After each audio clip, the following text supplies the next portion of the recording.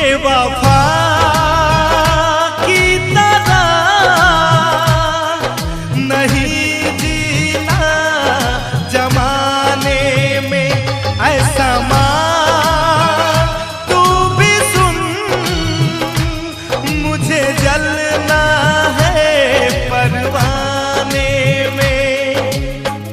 सनम के साथ न छूटे मेरा रब, मुझसे न रूठे जमाना रोक न पाई, पड़ल बा पीछे झूठे।